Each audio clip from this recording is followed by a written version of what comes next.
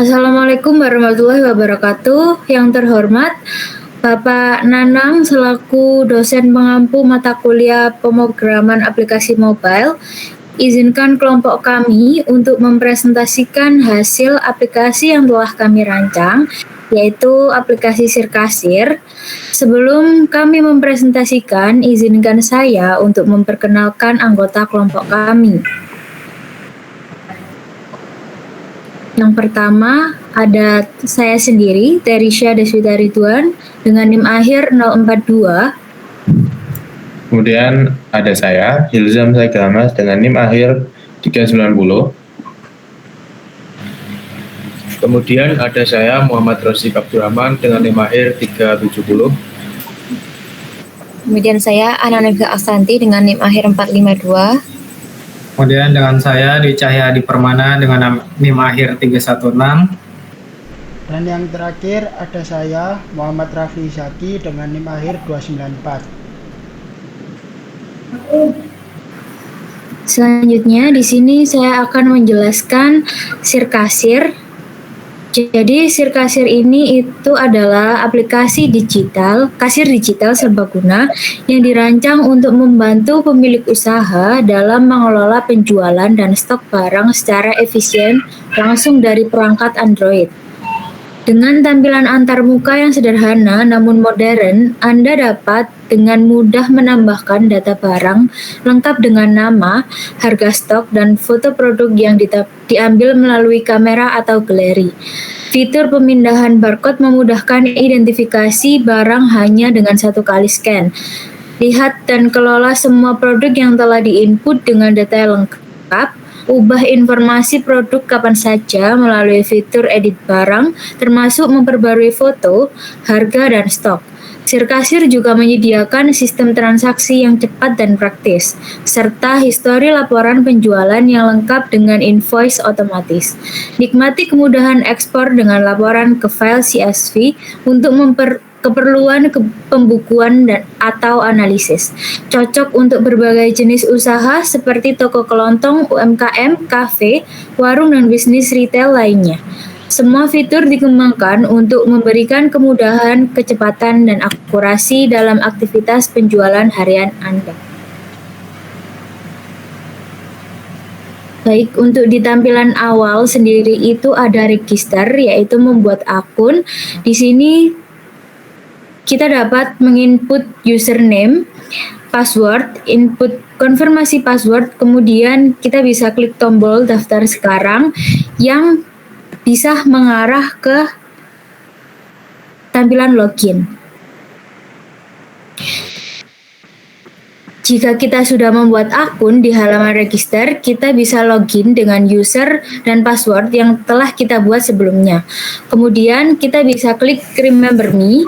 Jika dicentang, aplikasi akan menyimpan status login dan langsung masuk ke halaman home saat dibuka kembali tanpa perlu login ulang. Selanjutnya ada homepage. Di dalam homepage sendiri terdapat beberapa navigasi, seperti navigasi untuk edit profile, about app, untuk logout, menuju ke transaksi, laporan, produk, dan tambah produk.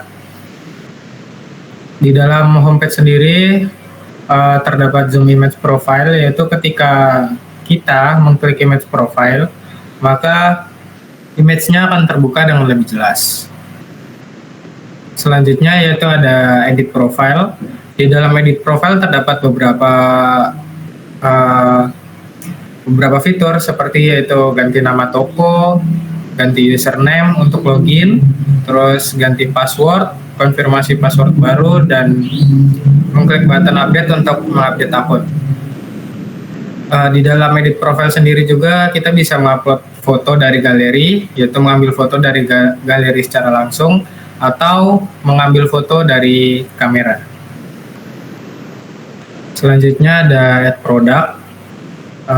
Di dalam add product ini kita bisa menambahkan foto produk, dapat dilakukan dengan menggunakan fitur kamera untuk memfoto produk secara real life atau menggunakan fitur galeri jika sudah memiliki gambar produk.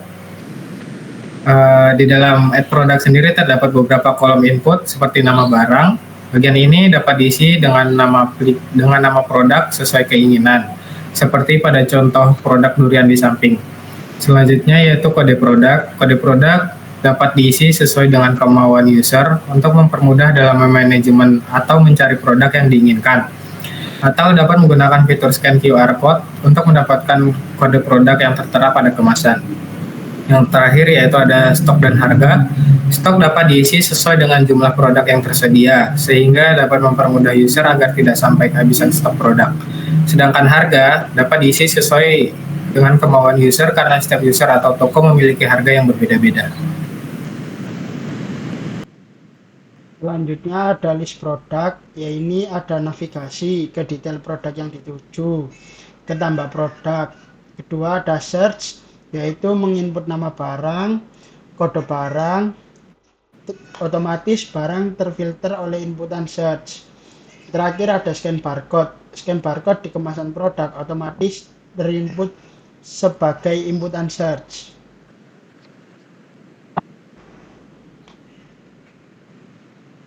Terus ada detail produk. Detail produk ini ada navigasi. Navigasi ini ada ke halaman edit, kembali ke list produk, terus ada delete. Delete ini menghapus barang di database.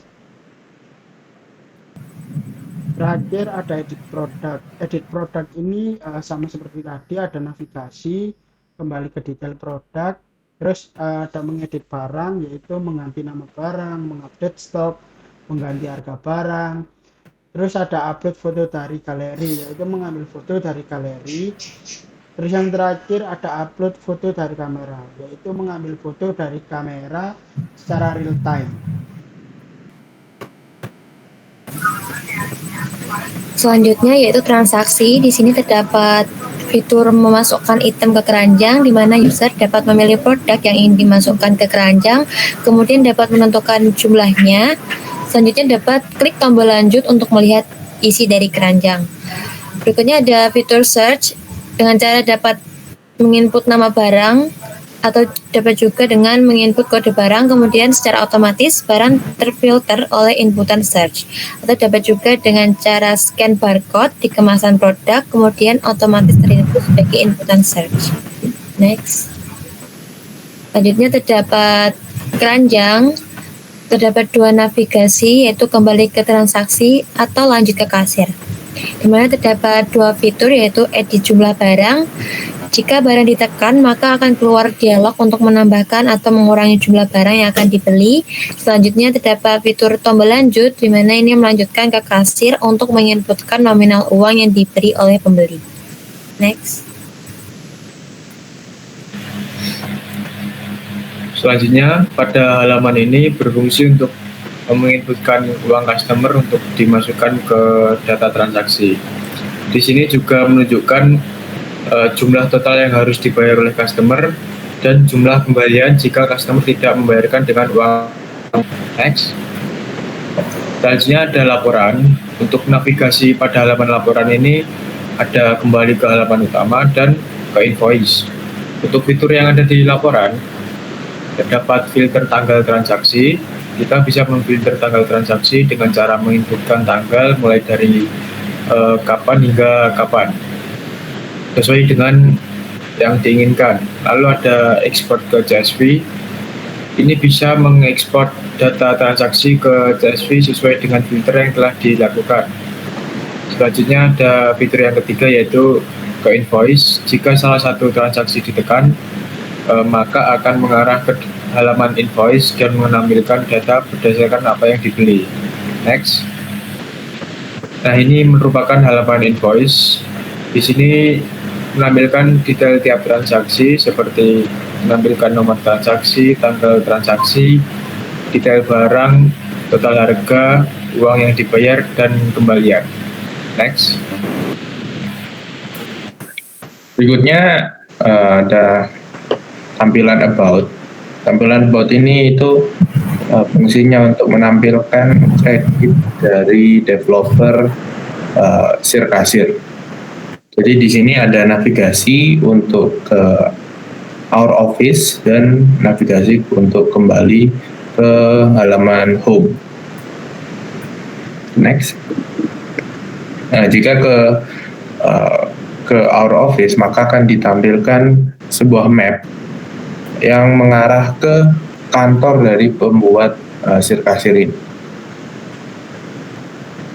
Lalu berikutnya yaitu proses upload aplikasi ke Play Store.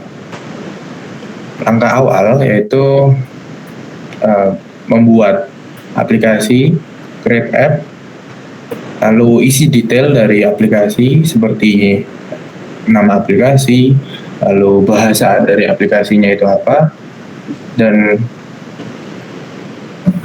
pilih apakah ini aplikasi atau game, lalu pilih apakah aplikasi ini akan berbayar atau gratis. Lalu kemudian create app, lalu diarahkan ke dashboard dari aplikasi Sirkasir.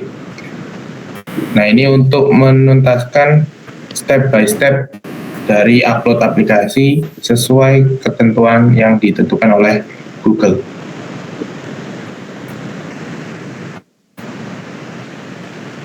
Nah, untuk langkah awalnya yaitu menambahkan link web untuk privasi polisi dari aplikasi Sirkasir itu sendiri.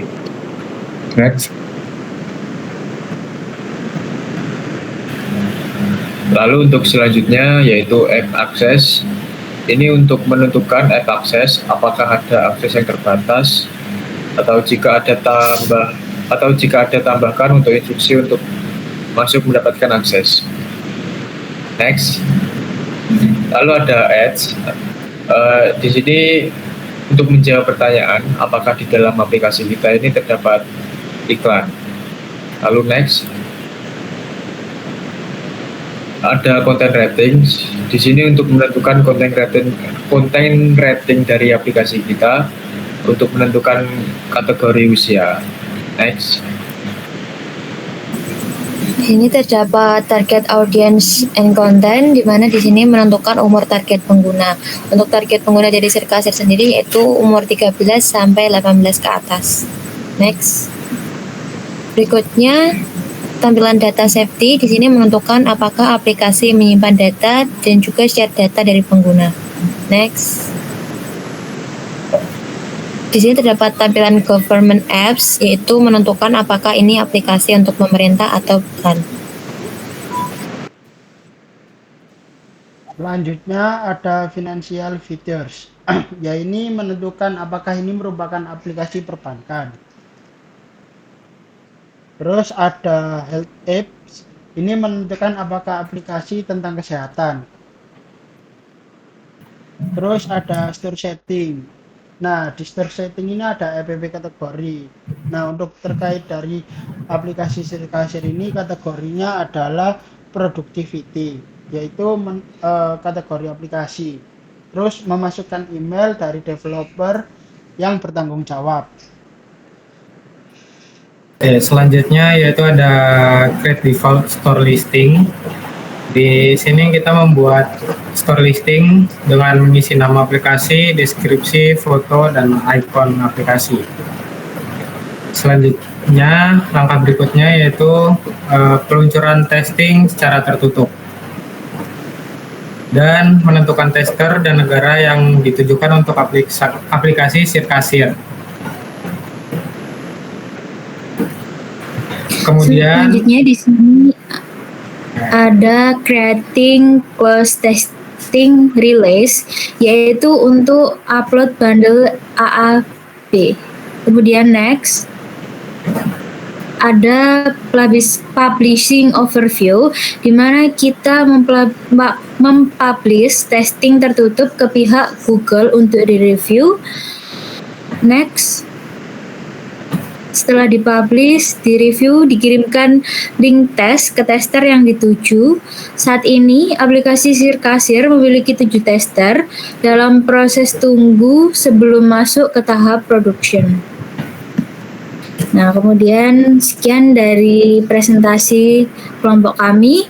Jika ada kekeliruan dalam pengerjaan aplikasi kami maupun ucapan dalam presentasi kali ini, kami mohon maaf yang sebesar-besarnya. Wabillahi taufik wal hidayah. Wassalamualaikum warahmatullahi wabarakatuh.